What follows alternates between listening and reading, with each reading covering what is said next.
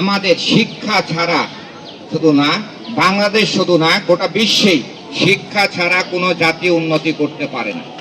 আর সেই হাতে খড়ি এই প্রাথমিক শিক্ষা থেকেই আমাদের শুরু হয়। আমরাও এই প্রাথমিক বিদ্যালয় পার করেই আমরা স্কুলে গিয়েছি, হাই স্কুলে গিয়েছি, কলেজে গিয়েছি। তোমরাও আগামী দিনের ভবিষ্যৎ, এই দেশের ভবিষ্যৎ, তোমরাও এই দেশ পরিচালনায় অংশগ্রহণ করবে। আর বেশি বেশি করে তোমরা এই খেলাধুলার দিকে, এই যে শুনলাম আজানে গোটা বাংলাদেশে আমাদের এই নলডাঙ্গার সন্তান দ্বিতীয় হয়েছে এই প্রতিযোগিতায়। পড়াশোনাও একটা প্রতিযোগিতা, পড়াশোনার প্রতিযোগিতার পাশাপাশি এই খেলাধুলার প্রতিযোগিতায় তোমাদের ফার্স্ট হতে হবে, ভালো রেজাল্ট করতে হবে। তাহলে শরীর যদি ভালো থাকে, শরীর চর্চা করলে মন ভালো থাকে, তোমাদের আরো বড় কিছু হবে ইনশাআল্লাহ।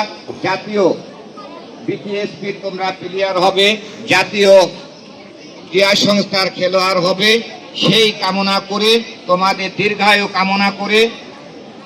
আর আজকে যিনি আমাদের প্রধান অতিথি হিসেবে উপস্থিত থাকার কথা ছিল, আমাদের মাননীয় সংসদ সদস্য অ্যাডভোকেট রুহুল কুদ্দুস তালুকদার দুলু সাহেব বিশেষ কাজে এবং চিকিৎসার জন্য উনি ব্যাংককে যাচ্ছেন। আজকে বেলা 11টায় ফ্লাইট, সেজন্য উনি আসতে পারেনি।